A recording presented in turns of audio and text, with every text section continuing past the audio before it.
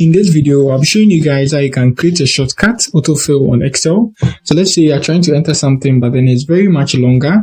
So you'll be entering it a lot of times on your sheet. So you just create a shortcut for it. So anytime you enter the shortcut, the long word will just pop up on Excel, something like that. So let me show you guys how to do this. Let's say I'm trying to enter my channel name. Let me let me insert a new row. Good. So this new row will have my name, my channel's name. So brother tech channel on YouTube. You see, this one is even shorter.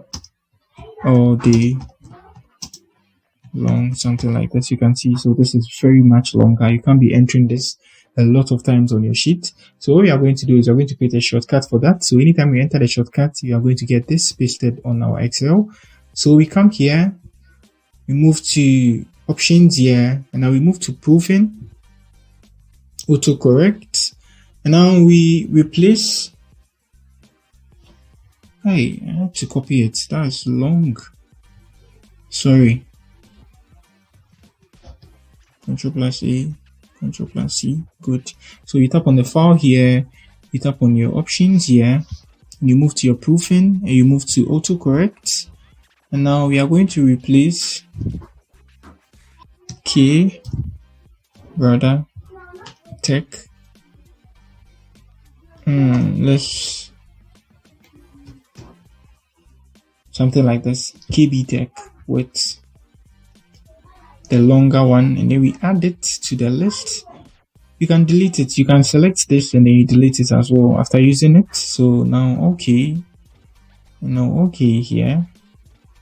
Now let me double tap Control+A to clear it. Now let me try entering something. Let's say I'm trying to enter something here. So KB tech, enter, and I have it. So that's it on how you can create a shortcut for a word on Excel. It's simple and easy. So I can be entering this KB tech on every part of my Excel sheet. Once I've saved it on my Excel, that's it. It's going to be on there permanent.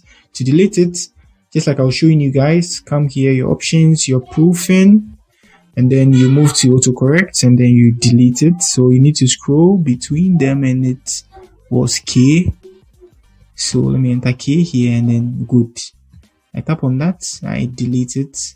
Okay, good to go. So that's it on how you can add a shortcut on your Excel. If you are new here, you give me a like, subscribe to my channel. Peace.